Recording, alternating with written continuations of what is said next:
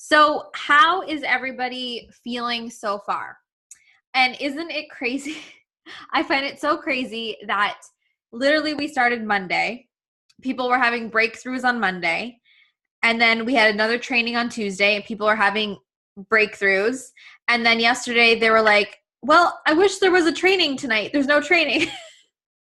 And here we are Thursday, third call already. So things go by fast. Katie says you had a breakthrough last night. Oh my gosh, if you want to share, you can definitely share. And just a reminder for everyone that breakthroughs, good or bad, or no matter what you're experiencing, like there's no right or wrong. There's no right or wrong way to go through this, right? Because we're all in different places in our lives, and it's perfect the way that you go through this, right? I like the break. It allows you to catch up and reflect because there's a lot, right? Been thinking so much since the beginning. Love the direction this is going. Good. So I hope you guys did have a lot of reflection on who you are, how you're being, what you want to change. Katie says, I realized that I was comparing myself to others, which made me feel negative about myself, and I didn't realize I was doing that. Yeah, that seems to be a trend a lot of us can get into because we just are constantly seeing other people. And sometimes it's autopilot. Sometimes our thoughts, we don't realize consciously what thoughts we're having. So I'm so happy you realize that, and realization is everything, and it allows us to move forward. So that is incredible. So today, I was about to say tonight, it's tonight maybe for some of you, today, we're going to talk about self-esteem, self-worth, confidence, and how to actually integrate confidence. And I know I've talked about this many, many times, but the way I'm going to talk about this today is on a deeper level. So we're going to start off basically talking about the difference between self-esteem and self-worth.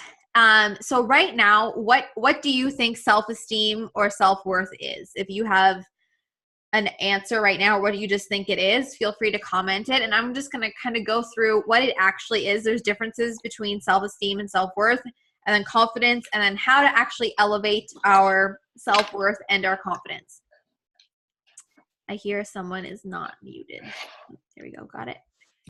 So basically, let's go into self-esteem. So self-esteem is really heavily influenced on what we think other people think of us. So you might think someone else thinks I'm ugly, so I think I'm ugly and I have low self-esteem, right? It's our perception of what other people think of us. So it's heavily influenced by comparing ourselves to others, what was just brought up, right? And it's derived from what we think other people think about us. So it's really, it's clear that it's not something that comes from within us. Self-esteem is something that we get or understand from our environment, from other people, right? It's something that comes from externally outside of us, but it influences how we feel at any given moment. So, of course, how we feel at any given moment has nothing to do with our reality, but instead it's purely based on our perspective and our perception and interpretation of our reality. So our self-esteem isn't always a true reflection of who we are or how good we are and all those things. It's just a reflection of what we think is going on around us, even though we have no idea what other people actually think. We just get a feel. It's like, have you ever studied psychology and heard of looking self-glass? You know what I mean? It's like we think someone thinks something about us, and then we portray that onto us, even though we have no idea what they're actually thinking.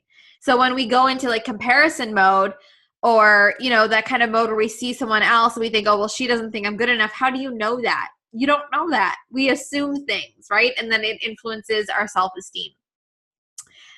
So that can change heavily depending on where you are, the environment you're in, what you're doing, who you're with. So it can be very up and down. So a high degree of self-esteem basically means that you surround yourself with in environments and areas and with people who make you feel good. When you're around people who love you and support you, you're going to have a higher self-esteem, as opposed to when you're around people, even if they don't say it, you just get a vibe that, oh, I don't think they like me.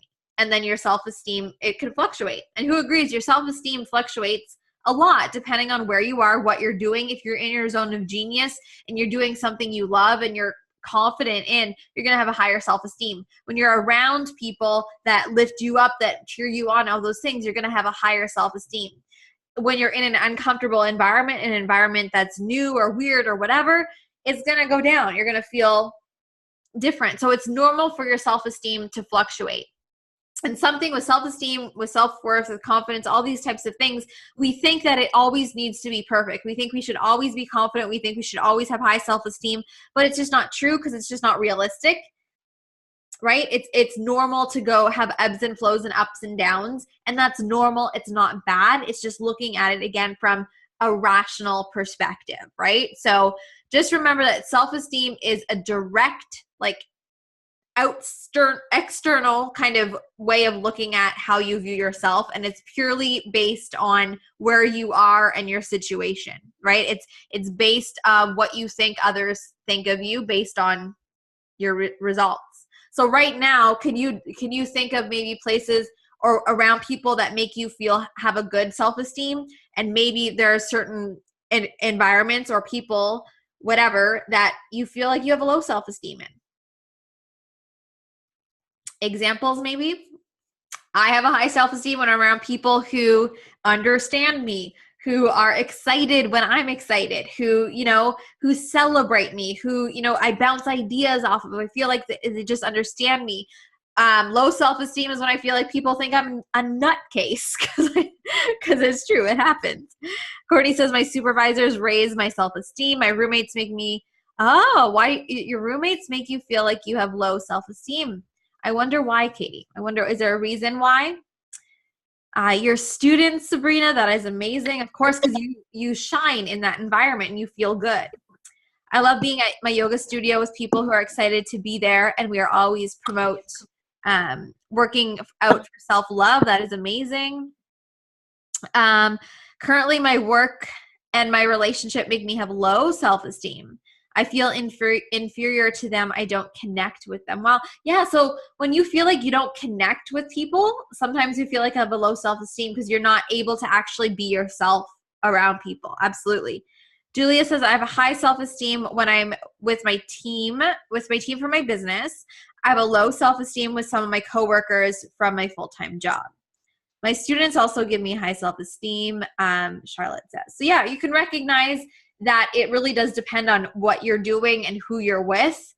And don't let the times when you have a low self-esteem really make you think, oh, I'm not good enough, or that's your definite answer, because it's not. It flip-flops. It goes up and down. So the difference between, we're going to get into the difference between self-esteem and self-worth. Erica says, I have low self-esteem when others don't appreciate my efforts or something that I'm super proud of. Yes, right? Who gets so excited when you did something and you think it's amazing, and then you tell someone and they're like, they don't get, like, what? And you're like, oh, I was super proud of this, and thank you. You just bursted my bubble of celebration. Like, right? Of course. So again, maybe that might even mean reevaluating who you share things with or don't share things with. Courtney says, yes, Matt actually used to do that to me until we had a serious convo about, yeah. And I think I'm guilty of not being so supportive with Eric, my fiance. Like, sometimes he'll say something at work and I don't understand it. And so I'm probably not as excited as he wants me to be. And same with stuff in my business. I'm like, oh my God, guess what happened? And he's like, what? So sometimes it's just a communication thing too, right? So not take it as personally. Absolutely. So there is a difference between self-esteem and self-worth. So your self-worth is actually an internal state of being that comes from understanding yourself. It's kind of like self-love and self-acceptance. So it's more so like the state of that someone is timeless and unchanging. So it's more of like how you overall view yourself, right? So self-esteem goes up and down because of your environment and who you're with. And your self-esteem is more so, your self-worth is inside you and kind of the norm that you carry. So it's more of like a direct measure of how you value yourself in regards to yourself, no matter what anyone else says, right? So it's something that doesn't change as quickly or as easily when external factors or circumstances change. So self-worth is more steady, and therefore it holds, I cannot speak, more power to transform your life when you can actually really work on raising your self-worth. So who here feels like you have, like, if you could rate your self-worth, and I know it's like not the best question to ask, but if you could rate your self-worth, how would you rate it on a scale of 1 to 10? How good do you feel about yourself? Like, what is your norm? Me years ago, I would be like a 3. Me today, I could say I'm a 10. Like, someone could knock me down and I could be like, nah, 6.5. 3 to 4 depends on the day. 6, I'm getting like in the middle. 7, 8 to 8. Hey, Erica thinks she's pretty freaking awesome. I love that, right? So do you notice, like, when you hold whatever number you are or whatever you would rate yourself, that's your norm. Could you imagine right now, if you say you're a 3 or a 6, you want to get to like the highest norm possible in your self-worth, right? I need to tap into my self-worth more, maybe a 6 out of 10, right? We need to get on Erica's vibe, like, hello, Erica. And this is why the power of doing this in, a group setting is so fun, because when someone's an 8 or an 8.5 or a 10, we're going to calibrate and get up to that level. And I'm actually going to talk about ways to actually raise our confidence and our self-worth. But it's important to really understand what these are before we tap into that. So thank you for being so honest, everyone. There's no right or wrong answer. It's honestly just how you feel. And sometimes just being aware of how you feel is kind of a wake-up call to be like, wow, I only value or rate my self-worth or confidence at a 3. Like, I want to get that up there. It's kind of like, let's see how I can get that up there in the next 2 weeks, right? Even though it can't happen overnight necessarily, but a lot can change when we step inside a container like this. So that is amazing. So basically, to have a high self-worth, it means to have obviously a favorable opinion of yourself. It means to have like this unshakable faith in yourself and your ability to follow through with the things you want to do, which we're going to get into. Having a high degree of self-worth means you feel worthy and you feel like you're worthy of good things. It means you feel deserving of happiness, health, wealth, and success and love. I would love to ask this question. Do you right now, can you say yes or no, do you feel worthy of success, love, wealth, happiness? Do you feel worthy of that? Yes. I love that. Yes. And we're going to dive much deeper into these concepts on Sunday on our call, which I'm so excited about. But I'm so happy that all of you are saying yes right now, because it tells me if you were to say no, and it's okay if you watch this and you feel like no, it's okay. But the fact that you feel like you're deserving of good things, that's going to bring more good things into your life. Absolutely. Like, you have to believe that you're deserving of happiness for happiness to come. If you don't believe that you're worthy of love or a good relationships or good things in your life, that's never going to happen, because your mindset, right? And so if some of you are watching this, whether now or on the replay, and don't feel that, that's okay. Like, this is part of the process to go through that. I want to feel worthy of it, but I know I am deserving. Yeah, absolutely. If you can't love yourself, how the hell are you going to love somebody else? Right. So many things. So no matter the difficulties that you face, no matter the challenges, no matter the ups and downs, you still feel worthy of yourself, right? So it's that level that you want to get on, right? So to have a high level of self-worth means that you're never allowing yourself to be defined by outside external forces, including people's opinions. And never is kind of an extreme thing. Of course, we're going to have moments where we feel judged or not good enough by other people, but it just means your baseline is much higher than that. Like, you're able for someone to be judgmental or mean to you or knock you down, but you get right back up, right? And you will notice patterns in your life. Like I said, me, a couple of years ago, I was a 3. Me now, I'm higher because I've worked on myself, right? So we grow and we evolve, and that's part of the process, right? So and of course, it's going to change with time. So nothing outside of who you are influences how you feel about yourself. Could you imagine if absolutely nothing affected how you, like, no matter what, you were like, I'm always a 10. Could you imagine? Like, of course, that's not always realistic, but no matter what, I'm always a 10. I'm always perfect, no matter what anyone says to me, no matter, XYZ, I'm always like, that is the goal, but like I said, maybe a little not realistic. The way I talk about body image, I always say people think you need to love your body every day and be obsessed with it. I don't think that's realistic. I think what's realistic is to have bad body image days, but your norm is to mostly love your body. It's the same with confidence and self-worth, right? Like most days, yes, I feel worthy and deserving and all these things, but there's going to be moments where I don't. But it's about being resilient, which we'll talk about in the program as well, to keep that vibe really as high as possible. So basically, your worth is really a very personal thing, how you feel on the inside. And then your self-esteem is really affected by what you think other people think of you and your environment, that kind of thing. So really noticing the difference. Your influence alone is the only thing that matters. You alone are the most significant factor in how you feel about yourself, about your life, and all the circumstances. Essentially, where your personal power comes from is your self-worth and your confidence.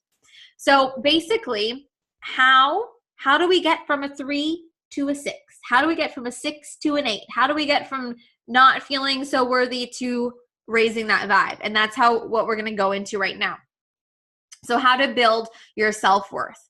The first thing comes into understanding yourself. Understanding yourself. So imagine these questions.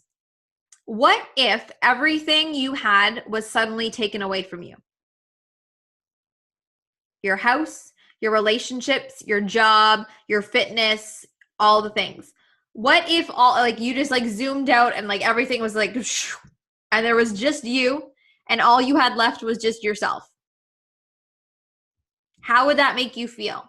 What would you actually have left that you would value if you had to remove everything? Your clothes, your job, your diplomas, all your A+, if you had to remove everything and it was just left you, yourself, who you are, me, myself, and I, what would that feel like? Because so many of us base our worth, first thought is I'd be scared shitless. So many of us base our worth off of the diplomas, the numbers, the status, the 100%, the 90%, the A+, the number on the scale, all of the things. How good you are in the gym, how much you lift in the gym, how far you run, how much you eat. We really base our worth off of a lot of external things.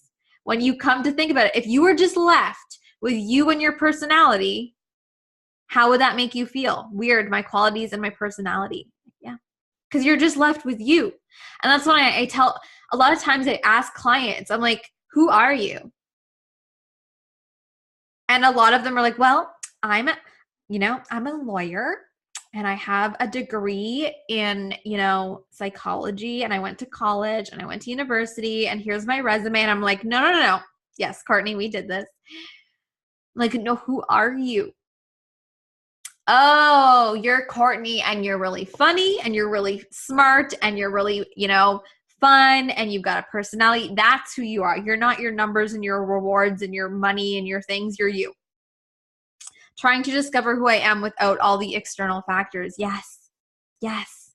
Because what if the thing that you value yourself on the most is taken away?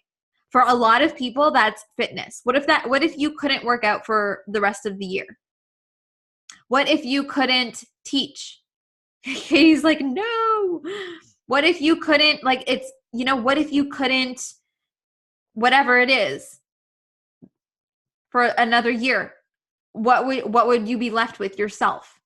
And why is that so scary? Wow. Hardworking, passionate, determined, motivated. Yes, you are. Right? So obviously this is an interesting scenario. It's not really ever going to happen. And it's hard to imagine because it's unrealistic for all these things to just go and then all of a sudden it just be you. But it's interesting because how you feel about yourself after everything has been taken away is essentially the measure of your self-worth. Another thing, because I know a lot of you are bringing up relationships in this program, is do you value your worth on your relationship? Right? You only feel worthy because you're with someone or not, or, you know, you should feel worthy before you're with someone, you know, because we base a lot of ourselves on other people and those interactions. Absolutely. No, but it makes me feel even better. Honestly, no. So if we have like a high self-worth, then having everything taken away from us won't change who you are as a person, right? Furthermore, it won't shake your self-confidence because you just don't measure yourself on the external circumstances. Instead, you value yourself from within. So that's why this kind of question of zooming out and taking everything away is harder to think about, but it's honestly how and what would I actually have left that I would be of value if everything was gone. Suzanne says, a lot of my worth comes from my friendships and social connections and doing all the things. That was me too. It's really hard to think. It is really hard to think about. So when I was a teenager and even into university, I would value my worth on my friends. So I needed to have all the friends, and I was going to go to all the parties, and I was going to do all the things, and I hated it, but I was going to do it because it made me feel worthy. If I had all the friends, then that meant I was good enough. Meanwhile, I knew I wasn't happy. Now I have less friends and I'm happier. Right? So you learn from it though. You learn from it. So a lot of your worth comes from friendships. Friendships are amazing. Social connections are amazing, but you can't value yourself off that, because what if friendships end? Relationships end sometimes, right? That's just life. So what if something happens and that ends? Of course, it's going to be hard, but if you put your whole worth into that, then it's not going to feel so good after. So it's almost like recognizing that and reestablishing your worth based on just you, right? Like you're worthy without anything. You're worthy right now without any of the things or doing all the things. I was that girl too. I needed the numbers, the status, the report cards, the awards. I needed all the perfect things, and then I felt good. But I was hiding the fact that without all those things, I didn't feel good. So I wanted all those things, so I felt good. But at the end of the day, I was just chasing pieces of paper and numbers that didn't matter. You know? Have a big question for the end. Ooh. This is going to be exciting. So, big things to think about. So really understanding yourself and understanding how you value yourself. And these are all things, of course, on the call or you're watching the replay. You got a day or two or longer, right, to think about, because these are big questions. Like this would never happen, but what if this happened? And what does this mean about how I think of myself? Erica says, I had to remove myself from previous relationships because my ex would destroy my self-worth, which was a real struggle. Removing toxic people out of your life is so, yes. Because sometimes we know it's toxic, but it also gives us some kind of worth. Like that relationship gave you something. Sometimes when we keep ourselves in toxic relationships, it gives us something that we feel like we're missing. So even though we know it's bad, it's really hard to get rid of. So that's tough, but that's amazing that you got out of it and you are stepping back into your self-worth. Like that's the most incredible thing. So understanding yourself is really about zooming out and without all the things, looking at yourself and asking yourself how you value yourself without the things. Okay. So then after that, it's about accepting yourself. So you probably right now, you all gave numbers and rated yourself and all those things. Rating yourself with a number is not the best way to rate your worth, just saying, but it gives us an easy way to do it now in the context. So now we understand kind of where we're at on the scale of self-worth, if that's how you want to look at it. So you also understand how you see yourself within the world around you. So of course, there's going to be good things, neutral things, and things that you might not be too proud of to admit about yourself. However, to build like this really genuine self-worth that we want, we must be real and authentic with ourselves at all times. So like we talked about in the last call, it requires us to really acknowledge our true nature, including the good, the bad, and the ugly. So yes, we're not perfect. We have flaws. We've made mistakes. We've failed at things. We've done amazing things like time and time again. But no matter what, all these things are you. They're true. They're you. All the good, the bad, the ugly, the miserable, the ups and downs are all you. So this comes in with accepting that the good things are you, the bad things are you, the mistakes are you, and it's just you. Remember how we talked about it's just you. There doesn't have to be this like connotation like, oh, I made a mistake, I'm a bad person. Or, it doesn't have to have this emotional attachment. It just is you.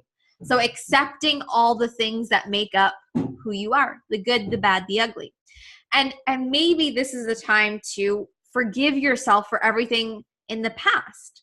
Forgive yourself for things that have happened, whether someone has done something to you and you feel like there's forgiveness you have to create there, things that you've done, and to just accept yourself unconditionally without judgment or excuses, and just say, this is me, this is who I am, and accept that by acknowledging this, right? Acknowledging that it's just part of you. Yes, separating the behavior from the person. I do that at work all the time. Yes. That's amazing.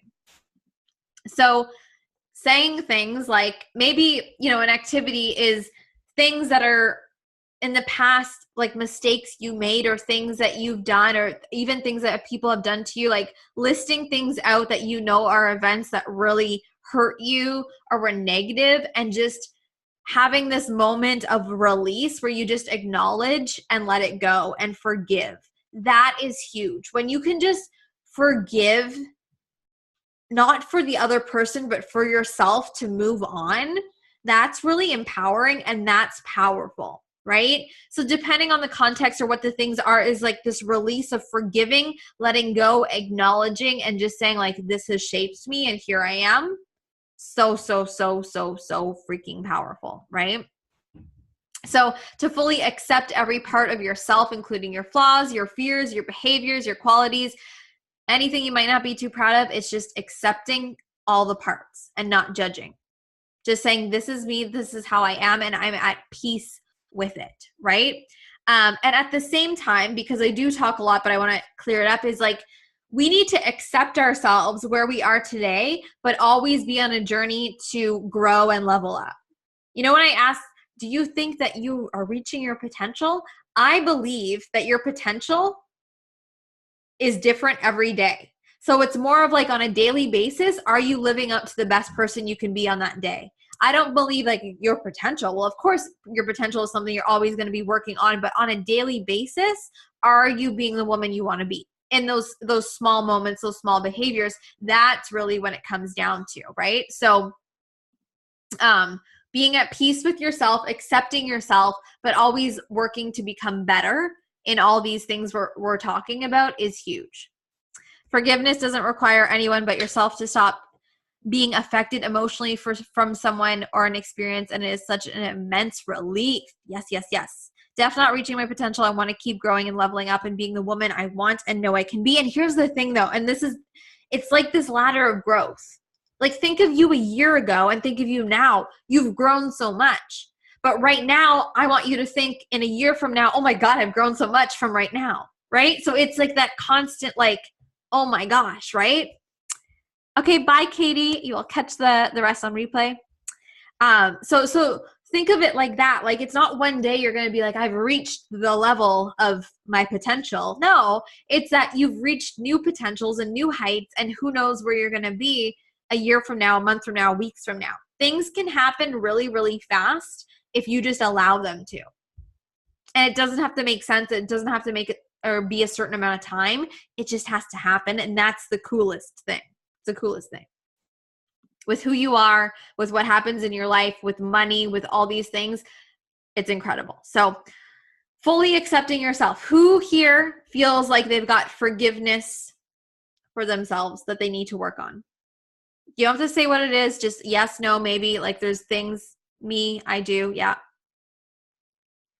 And so because this group is so amazing, and I feel like it's like a sisterhood, and I've never called a group a sisterhood before. It feels weird for me to say that. But if you feel like you want to share something that you're forgiving yourself on in the group, that could be really powerful to share it with people. If that's uncomfortable for you, it's okay. Write it or say it or somehow release it. Like, get it out. Don't just think it. It's really powerful to somehow release it. So if you like to journal or write it down or maybe tell a friend or tell someone else or write it in the group, whatever works for you, releasing it is a huge, huge, huge game changer instead of just thinking like, oh yeah, I forgive myself for that time. Do something to create an emotional response with it. That's how you integrate things into your life, right? So write it and burn it. You could write it and burn it. Writing it and burning it is a powerful thing. Write a forgiveness letter to someone and not give it to them. I've had clients do this before too. Write a forgiveness letter to someone and you don't have to give it to them, but the fact that you write it to them and let it out is huge. It's very, very powerful. Because sometimes that person just doesn't need your forgiveness and they're not in your life anymore, so you don't need to like tell them, but you still need to let out the forgiveness. And so I have an example of this, and I know there's no rating of how bad your thing is or your experience is, but I had a relationship when I was in high school with someone who was very toxic to me, and that relationship carried on when I went away to school. And it wasn't even like a real relationship. It's very toxic, like awful relationship.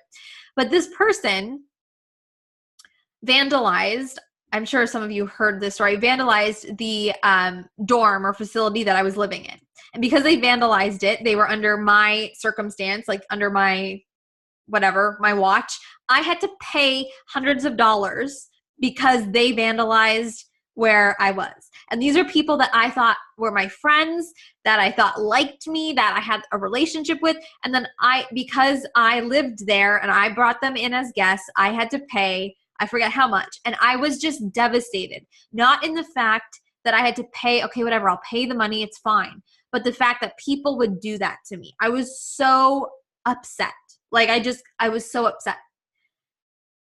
So it took me time to get over that. But I never had to go to this person and give them like, here's my forgiveness or I'm over it. I just had time and to get over it myself, right? So it's not like you need to be with the person and tell them in person. It's more of for you, selfish reasons to get over it, to move on. Bryn says, I need to forgive myself for the doctors who belittled me or tried to make me feel stupid. I know I'm not stupid, but for some reason I'm still, and you know, that is a hard thing. For you to go through that and then people tell you that, like that is hard, and that's not something that is easy to forgive yourself or to not necessarily forgive yourself, but forgive them and get over. But this even talking about it and sharing it in that group is your first step. And you even saying like, I know I am not stupid, like that's what you need to start going with. Like, I know I'm good enough. I know I'm good. Like it was one mistake. It's not the end of the world. Like let's focus on the good. Absolutely. Forgiving myself for signing a bad contract, for letting my relationship fall to the wayside, not for letting my work at work suffer, for not loving myself. Forgive myself for not loving my current job or where I'm at in life, and for not loving what I went to school for. Girl, I think we've all went to school and hated it at some point and been like, why did I go to school? You know what I mean? Like we can't hate ourselves for those kinds of things. I need to forgive myself for allowing others to take advantage of yeah. And that again might even come into, do I need to set more boundaries for myself? When to say no, when to, because we are very kind. And I know, Courtney, you're very kind, but there comes a point where it's like, how much am I giving? And then all of a sudden people are taking advantage of me and it's not a good place anymore. So these are all really amazing examples. And as you think of some more, let them out. Oh, Corinne says, even just writing that, I feel so much relief that I'm tearing up. Oh my goodness. I just need to forgive myself that I treated myself really bad in the past. Yeah. And I think we can all relate to that. At some points in our life, we just were in bad places and we did not so good things to ourselves. And it's okay. It's okay. It doesn't define who you are. It doesn't define you now. It doesn't define your future. But the fact that you're here and going to say, I'm going to forgive myself, like that says a lot. It says a lot. We have the power to create anything we want, to change our lives at any moment. And this is the gateway to doing it. So forgiving ourselves for all the things we've been through, right? So being real and vulnerable and authentic, embracing who you are, embracing that all these things we went through, I believe we went through for a reason. We go through everything for a reason, because they make us stronger. They when you go through bad things, it helps you become stronger. And then it also helps you reflect back on yourself. Like, how do you want to react in certain situations? How do you want to treat people? Would you ever treat people like that? Like, who do you want to surround yourself with? Like, all these things, these ups and downs, whether it's bad relationships, whether it's really hard times in your life, whether it's, health things, whether it's eating disorders, whether it's you experience trauma or death or anything, like, as awful as the things are, I believe that it all is meant to happen for a reason. I just believe this. It's meant to happen for a reason. It's meant to happen at the time it happens, because in the future, you're going to look back and be like, that shaped me. As hard as it is, it shaped me, and it's making me stronger. It's making me stronger. And I'm pretty sure on like every webinar I've done, I've cried now since this year, but like, I lost my dad and my grandpa in a month. And like, I don't even know I'm like, why now? Why now? Like, why now? Really? Why now? Why couldn't it have been like, why couldn't you separate it? Like, grandpa, why now? Couldn't you waited like 6 months? But it's like, I don't know what the answer is now. And I don't know even for my mom, like, why for her now does she have to go through that? But for some reason, we're going to find it out, and I don't know it yet. And for some reason, it's going to give us strength. I believe it. I don't know what the reason is yet, but I believe it. That's why I get emotional, because I don't know yet, and it makes me mad sometimes and sad, right? But for some reason, it happened now. I don't know why, but I believe in my heart. I'll know soon. I'm just very real, because this is just, I go through things so I can share it with you guys, and maybe that's the reason.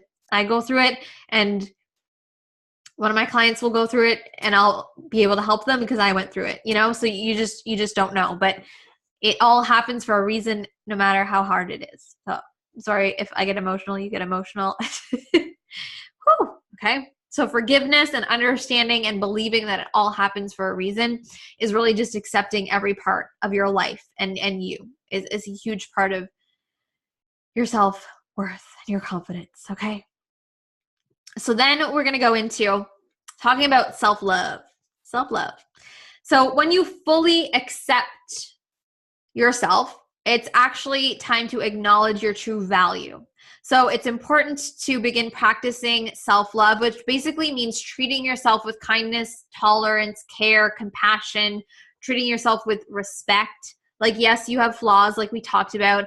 Yes, we have ups and downs and limitations and weaknesses. We all do. It's part of being human, but it's time to kind of just be at a place where you're compassionate with yourself, right?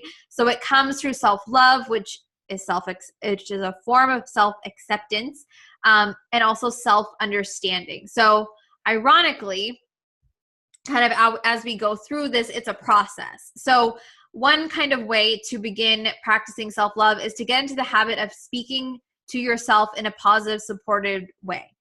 Because how many people here, I love you, Brandon, just reading your comments now. Oh, Courtney, I don't know where oh, thank you. Who here probably has or notices more negative self-talk than positive self-talk? At least you notice, yeah, me.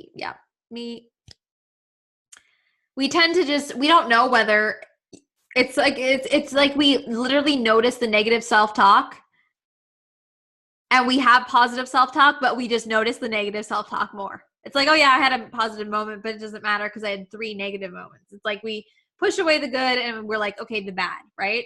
So talking better and more positive to yourself. So literally, and here's the thing, I have a thing with affirmations. Oh, Sonia, did you want to speak? You raised your hand. Oh, no? Okay. That's okay. It's all good. Affirmations, great. You know how I feel about affirmations. They only work unless you do something to, make them work. You tell yourself every day, I am good. I love myself. You could say that to yourself every day and you would never feel a difference. So this is where we're going to get into integrating confidence and integrating self-worth into your life. But who here does affirmations? Be honest. And have your affirmations been working? Because I don't do affirmations. I do things, physical things, to make me feel good. I tried before and they didn't work. I don't do it. Yeah. They don't work. Affirmations don't work unless you, and I'll get into this, unless you, do them, but then I forget about them. Affirmations only work if you create an emotional attachment with what you're trying to say. So if you look in the mirror and be like, I'm beautiful. Next day, look in the mirror, I'm beautiful. And then you're still like, okay, I'm really not believing this. I'm really not believing this. It's because you have to actually do something that makes you feel beautiful, which usually isn't necessarily looking in the mirror. It's like going and doing something, whether that means going to the gym because you like to move your body, or getting dressed up and going out for dinner, or, that's when you feel beautiful, right? So like looking in the mirror and forcing yourself to say, I feel beautiful, doesn't make you feel beautiful. Go do something that actually makes you feel an emotion, and that's actually going to change the way that you speak and feel about yourself. I do them in the morning so I stop being tired, and so I go, yeah. And if that works for you, then that works for you. It sets you up in a good mind space. So more so, it's about, if there is any little bit of doubt, there's no point in there's no point in putting it out there if you don't believe it. Absolutely. So what was I going to say? Oh, yeah. It's more so noticing when you have negative self-talk.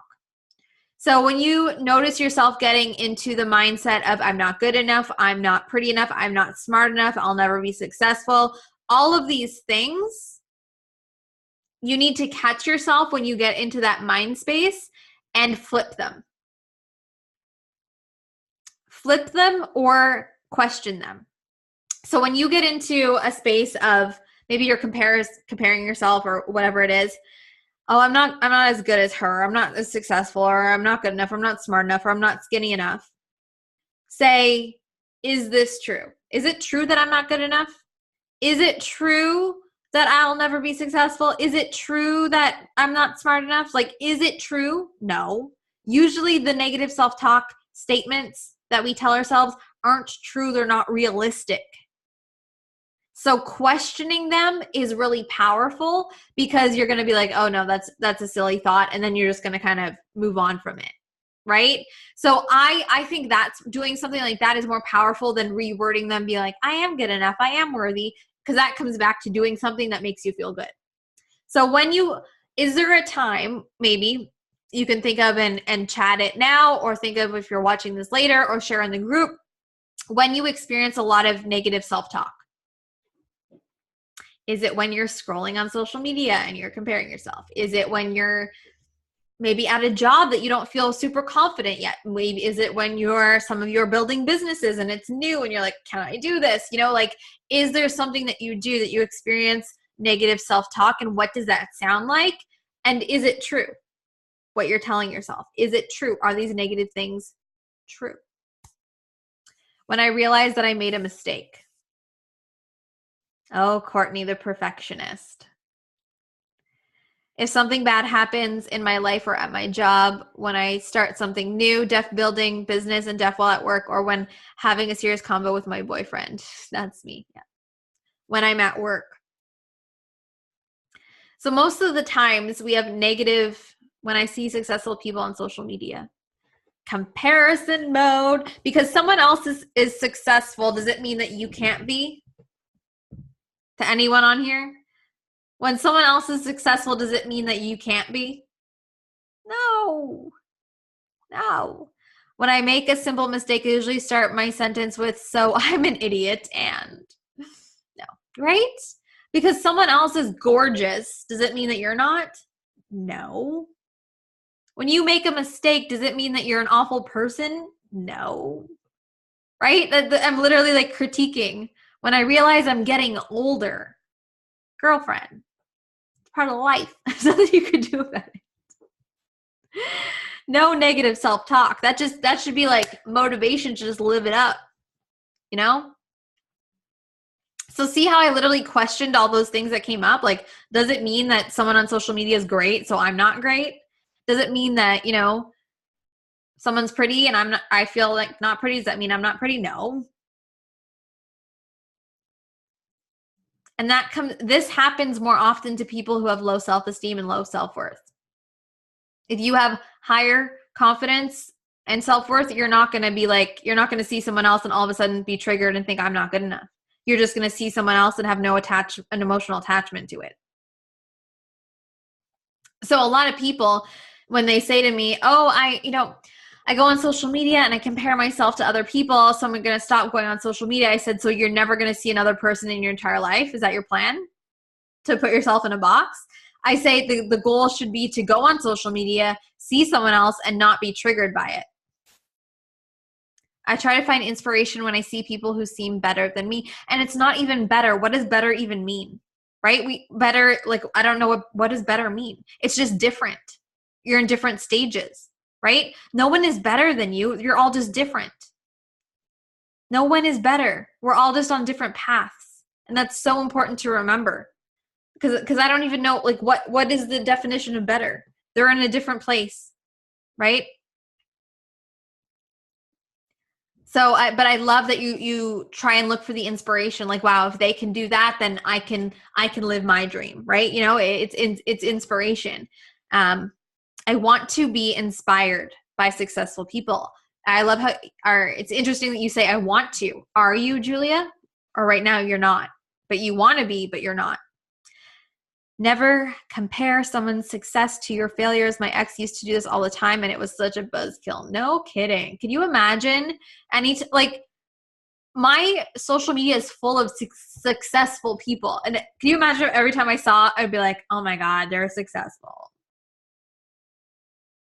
That's not opening up any opportunity for me to be successful if I'm just always being negative about other people being successful, right? Look at other people as inspiration. We only know what we know from social media. We don't know everything. I find it inspiring, especially if I see similarities to me. Yeah. Because most successful people and the ones who are very genuine and share the hard times they went through to get to where they're at is extremely relatable in anything, in business and fitness and whatever it is. It's extremely relatable to share ups and downs. So it's not a picture perfect, story as sometimes we think it is, right? So yeah, noticing when you have low or negative self-talk, try to question it. Try to be like, does this make sense? No. Okay. That's going to help you move forward and find what works for you. So the big question, how do I become more confident? Waiting, like, when will I wake up and be confident? When is the day that I wake up? When will I be I'm waiting. I'm going to take the confidence pill. So many of you have been on my confidence webinar. You know the answer is doing things. Doing things. Doing things. Okay? Yes. So a lot of us, someone is jumping on, Valley jumped on mute. Okay. A lot of us think, okay, I'm going to wait until XYZ. I'm going to wait until I'm confident to do the thing that I always wanted to do. And I'm like, that doesn't make sense. We need to do the thing we want to do to be confident. Confidence is a result. How do you get confident at the gym? Well, you go to the gym and learn it and you get good at it and then you're confident at it. How do you get confident in dating? Well, you go on dates and you get more comfortable, right? How do you get confident posting on social media? How do you get confident doing live streams? You go on live streams. Like, it's doing, and then confidence is a result. So women get confused, or women and men, but I speak to women. We get confused thinking, I'm going to be confident first and then I'll do the thing. But you're going to be chasing that confidence forever because you're never doing the thing to make you feel confident, right? So we need to start practicing courageously confident, getting courageous first Being scared, this is new. Oh my gosh, what do I do? Okay, I got to do it even though I'm scared. Then you do it and you realize it was okay. And then you do it again and it's a little less scary, and you do it and you're fine. You do it again, it's a little less scary. And then all of a sudden it's second nature and you're really confident in that thing. It's like anything new, going to the gym. Oh, I've never been to the gym before. I don't know what to do. It's terrifying. You go once, it's okay. You keep going back, you practice, you learn, right? So it's all about doing, and experiencing the confidence. Yes, happened to me in the gym. That is amazing.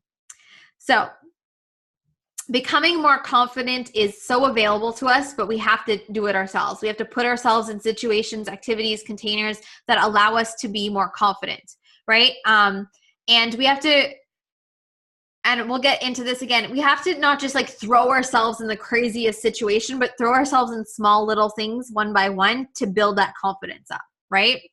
And that's how it's like a work in progress. So it's basically preparing yourself for what you want to do, knowing exactly what you want to do, and taking small steps to get there. So ways to build ourselves up. What are your thoughts on the whole fake it until you make it philosophy? I have mixed feelings on this. And this is something Eric and I talk about a lot. And we get in heated conversations about the weirdest topics. So faking it until you make it.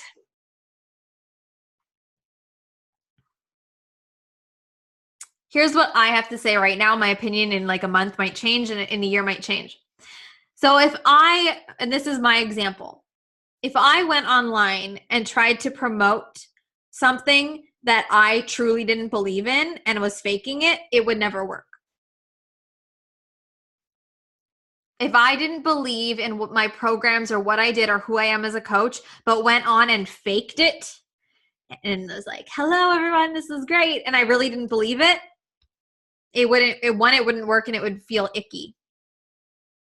So there's a difference between trying and staying positive while it feels uncomfortable. Like that's a difference. Like you're not faking it, you're trying, right? And the difference between like showing up and really actually faking it and feeling icky behind the scenes because you really are faking it. To me, that's not genuine.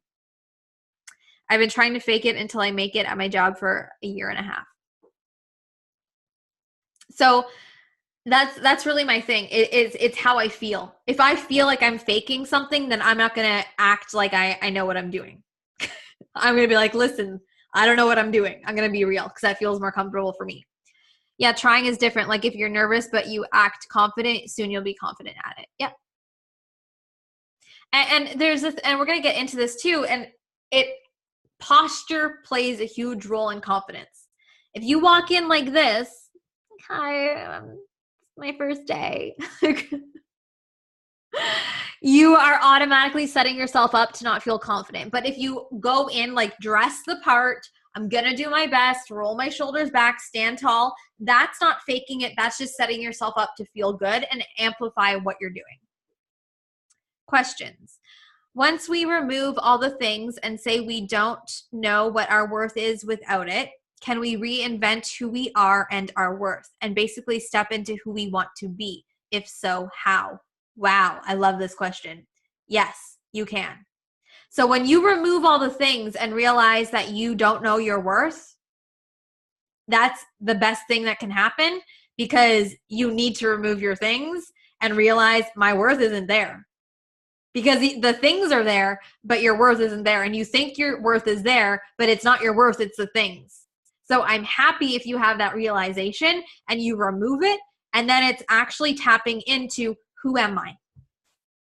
Asking, who is Corinne without all the things? That's what you have to do. That's the first thing you have to do. Who are you without all the things? Your personality, what type of person you are, what type of friend you are, how you, like your habits, like are you dedicated? Are you disciplined? Are you this? Like that's who you are.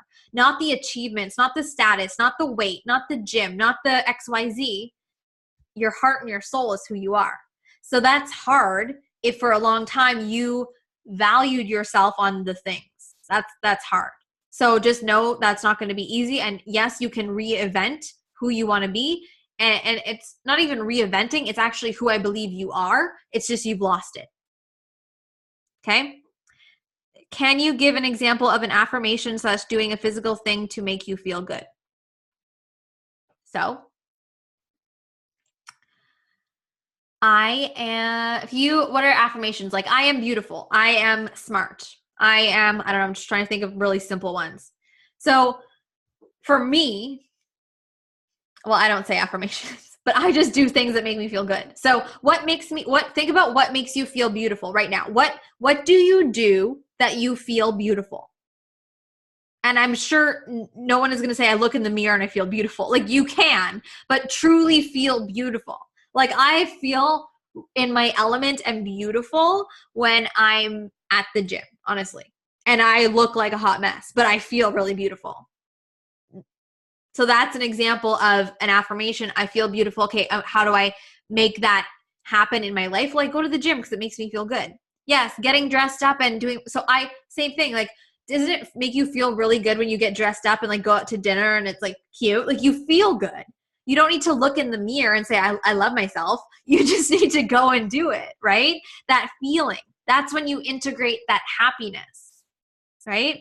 So doing things that make you feel good. Yes, getting all dolled up for no one else but yourself. Absolutely. How many times have you had like a weekend or a week and you're like, I'm depressed. Life sucks. And then you don't shower for a week and you just wear, like your boyfriend's baggy shirt and you don't put on makeup, you don't do your hair, and you lay in bed. You are not doing anything to help you feel better. Imagine if you showered and put on something cute and did your makeup and then went and got some food, you'd probably start to feel better. So next time you start to feel down, don't reinforce it by laying around and making yourself feel like a slob. Put yourself together. The first thing, and I need this reminder sometimes too, Eric will be like, Steph, go take a shower. I'm like, oh, okay, I'll go take a shower. And then I instantly feel a little bit better. But when we get in a funk, we want to just stay in that funk and we don't do anything to raise our vibe. So do things, even if it's simply putting yourself together. I'm glad that helped, Corinne. I'm really glad that helped. Because I know it's so common for us to value our worth on all the other things. How many friends we have, our status, how good we are, blah, blah, blah. It comes from inside. And then when we make mistakes, it doesn't hurt us as hard because we're not placing our worth on the thing, right? I'm loving all the tips. It's life-changing. Oh, Bryn, I'm so happy you're here. So true. Need to go do the things that make me feel better rather than just staying in and giving into the self-pity. Yeah. And knowing that that's a choice is huge because you can choose to stay in or you could choose to go do something to just make you feel better. And it turn everything around. So I love that. Okay. So I will post this because we're going on in an hour and I still have a lot of things I want to go through, but I will talk about it now and we can talk about it in the group as well. So to build the confidence is to start off with, what are things you've already achieved? What are things you know and can recognize you're good at? And then saying, well, what is your vision? What do you want to do? Managing your mind and your self-talk, what we talked about, and committing to your goals. So when we can recognize things we're good at, our achievements, all the good things, like, oh yeah, like raising our vibe, raising how we feel about ourselves, and say, okay, I want to achieve this. I have this goal.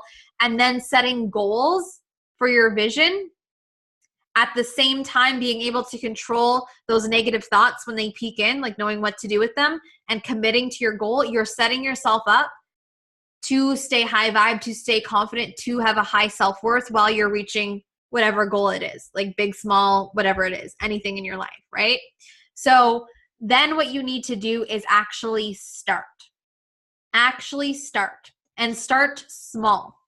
Slowly moving towards your goal, right? By doing things right away and starting with small, easy wins. And then you put yourself on the path to success. And starting to build that self-confidence comes with this, right? So imagine if you had this big goal, like, I want to, I don't know what it is. What's a big goal someone has? Like a big goal. Give me some examples.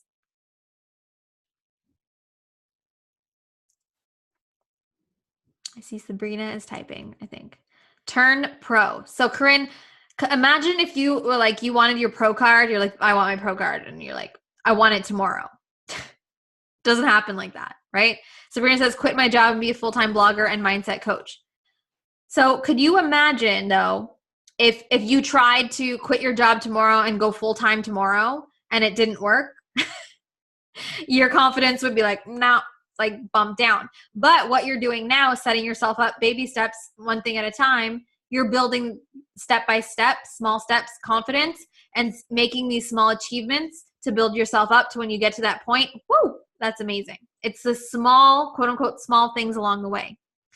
Everyone wants to quit their job. Launching my coaching business, quitting my job, speaking in front of 300 people. I love that.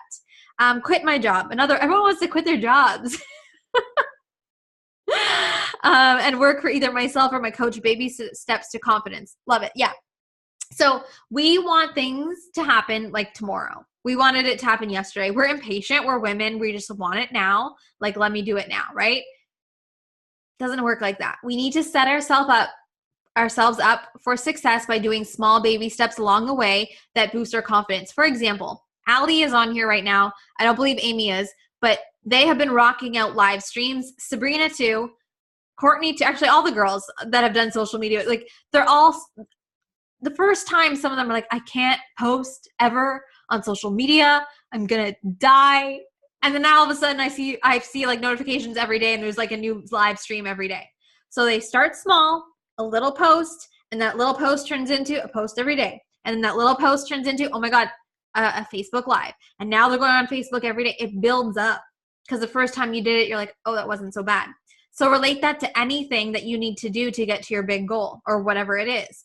Because when you do the small thing, you see it's not so bad. It's okay. You survived. You're amazing.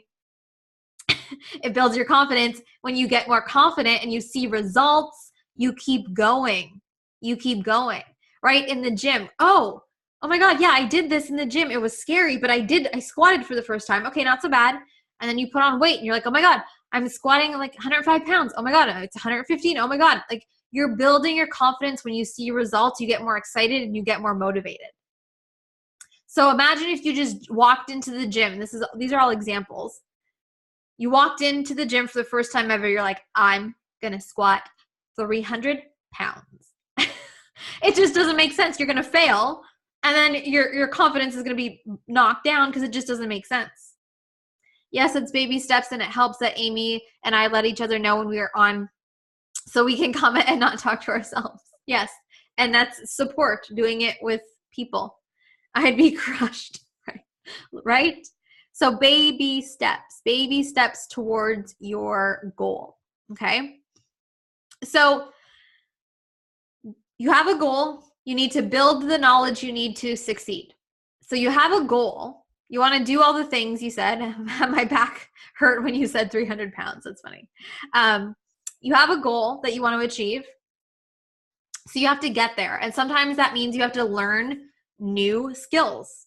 So that means you might have to put yourself in new programs or learn new things, or, like a lot of you guys are doing, taking courses, all these things to get there. So you have to understand that you need to build your knowledge to get to where you need to be to succeed. And those take time and they're steps. And sometimes you need to figure out what those are. A lot of people are like, oh, I want to do this, but you have no knowledge how to get there, right? And then when you realize, oh, I have to learn new things, what? Just know that's part of the process.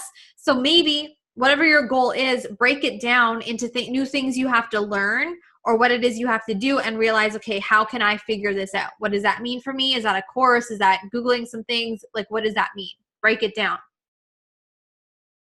And then focus on the basics, one thing at a time. You don't need to reach for perfection. You just enjoy the small things. Like right here, yes, being in this group is an incredible thing, but it's also a really small part of one big thing that you may reach in your life, right? So enjoying this journey, enjoying this short-term time in this program is something that will keep you high vibe, keep you excited, and you can carry on whenever you step into the next thing you do and the next thing you do. For instance, I got a tutor, but I know that it's really up to me to make my dreams come true. I can't depend on them. Yeah, exactly. And that's the thing too, is you can do all the courses and learn all the things, but it's up to you to keep that momentum and actually do the thing. So again, I think I talked about it before. It's like, are you just doing all the things and not actually moving forward, or are you actually implementing them into your life? So knowing the difference, right? Like I talked about, setting small goals at a time, achieving them, and celebrating each success. Like when I did the first live, like, I'm so excited that you're all here. I'm celebrating all of you, like being excited when you do one little thing. Be proud of yourself along the way to keep your momentum up. And it's so easy when you're on this like long path of not celebrating or forgetting to celebrate, because you're like, oh, it was just this, or oh, it was just this. Celebrate every little thing to keep that energy high is so huge. And then, so when you set up your goals, the small things you're going to do, you're going to feel self-confidence building up. You'll have completed some goals. You've done some new things, some new courses, all these kinds of things, and celebrate. And then remember, like I talked about before, about potential, keep stretching yourself. So when you learn one new thing or take one new course or accomplish one new thing, don't just end and think, oh, I did it. Keep stretching yourself, because you have unlimited potential. You have unlimited potential, but keep placing yourself into these higher, like, learn another thing, step into another thing. Invest $100. Oh my God, what if I invested $1,000? Like, keep stretching yourself, and that's when you're going to allow yourself to accelerate and to grow and make these bigger things happen. And yeah, they're going to be tougher and more challenging, but when you increase the size of your commitment, you increase the size of your results. When you increase the size of your commitment, you increase the size of your results. I'll go back to Pinterest workouts. How many people transform their bodies with Pinterest workouts? No one. How many people transform their lives with a bigger investment in a personal trainer or something?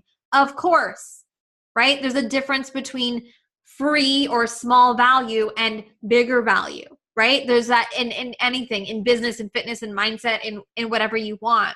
So remember that too. When something is hard to step into and it's scary, it doesn't mean it's bad. It just means it's new. I talk about money. The first time I invested in Melanie, it was $7,000. Okay. Second time, $30,000. Scary, but I did it. Right? The fear sometimes means that it's the right thing to do. 100,000,000%. 100,000,000%. So remember that it's not always about staying in the safe zone. Like, your new safe is going to change, and when you feel comfortable again, expand. That's what keeps you growing. Whatever that means for you. It's so powerful, and it's so invigorating and so fun. So self-worth, self-esteem, confidence, it all comes back to doing, to placing yourself in new things, to doing the things, even though it's scary, integrating new things into your life, understanding what self-worth even means, understanding how you really do view yourself outside of all the things, and what it means. We're all just chasing happiness. I really believe we're all just chasing a feeling of happiness. So if we just simply do more things that make us happier, then we're going to be happier. We're going to live a happier life. We're going to feel better. We think we're chasing the car. We think we're chasing the status or the diploma or the thing, but we're actually just chasing a feeling. So sometimes it's reflecting back and being like, do I really want this thing, or do I really just want to feel happy? Is this thing really going to make me feel happy, or is there a better way to go around it? When people, like, who here, I used to shop all the time because I thought clothes would make me so happy. Like, every weekend, every Friday night, I was like, let's go shopping. Now, the only time I buy new clothes is workout gym shark clothes. But like, right? It brings you happiness temporarily. So we're always chasing happiness. So why don't we just do things that truly make us happy? I shop when I'm sad because I think, yeah, Or sometimes I'll catch myself, I'll be like, forever21.com. And I'm like, why am I on here? Okay, let's get off of here. Retail therapy, right?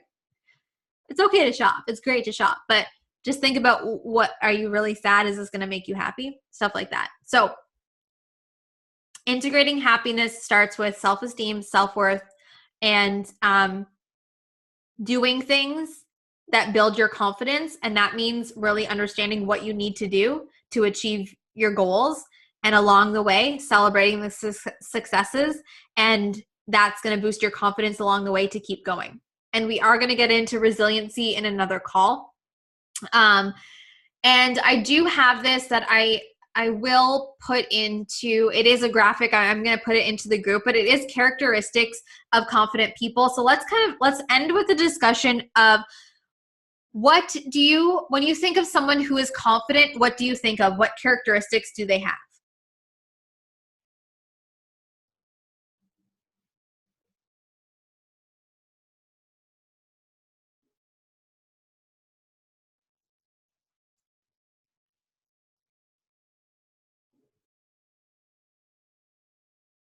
This is when I need to get like filler music. Hardworking, motivated, disciplined, take no bullshit.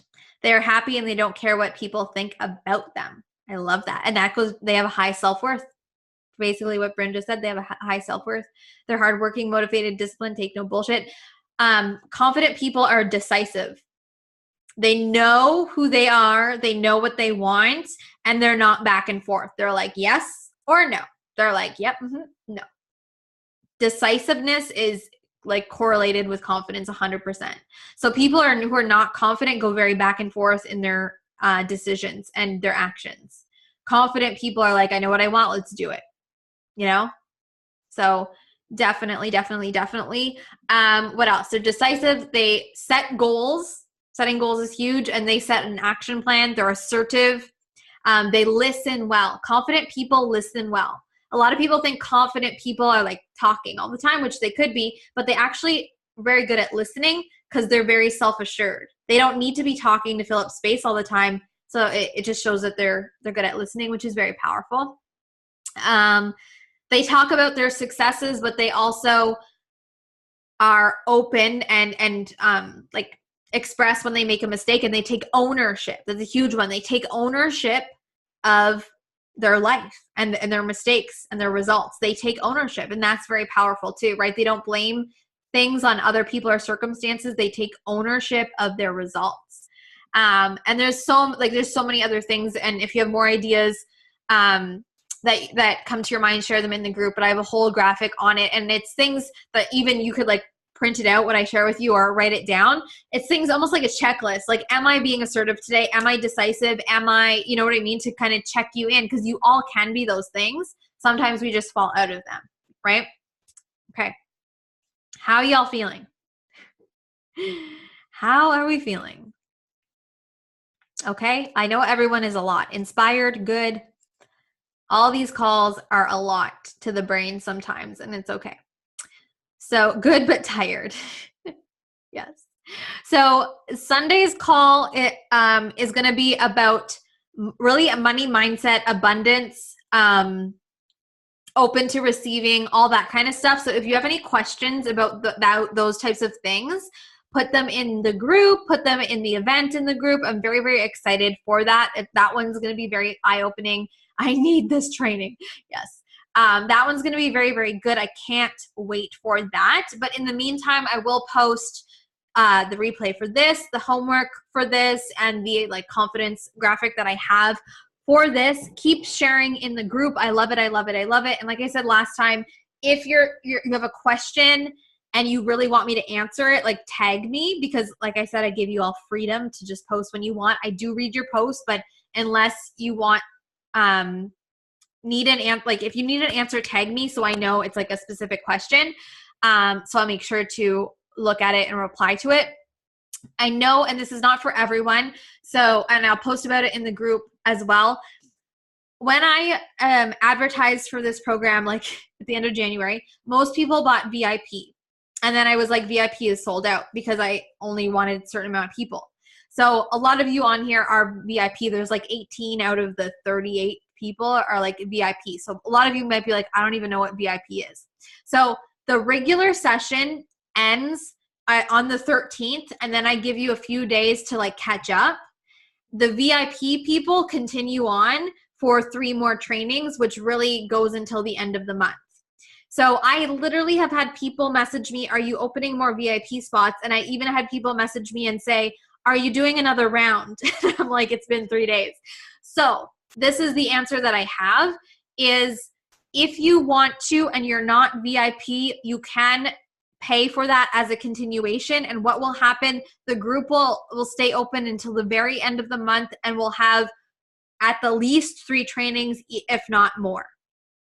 So if you are VIP, you paid $555 at the beginning, or the day that the one day you signed up that I said it was a special, if you pay regular, you got VIP. So if you do like, I don't know what I am, I know what you are because I have it all recorded. If you paid $333, you're most likely not VIP. Or if you paid $444 on the day that the special wasn't running, then you're not VIP. Okay? So if you're VIP and you know you are, then it's great. I know you are. If you want to continue, there's a continuation option. It's going to go, this whole vibe is going to go till the end of the month, and we'll get 3 extra trainings beyond the ones that are already in the group, plus probably even more, most likely live streams in the group. So how much to continue is 222, and it has to add up to what the people who actually signed up for VIP, to make it fair, it has to add up to what they invested in to be that option. So that it just has to be fair. That's the only way to go about it, is to be fair, and that's what I think is fair. Can you post what the VIP 3 extra sessions will be when you post about this option? I can. May I include it in my payment plan? Bryn, you can message me about that. Is there personal questions about payment or continuing on, just message me and I will get back to you as soon as I can. Thank you guys for being here live. Thank you guys for watching the replay. As always, I'll get this up as soon as I can. I will talk to you very soon in the group, and I'll see your faces on Sunday afternoon. All right? We good? All right. Bye, everybody who is on here.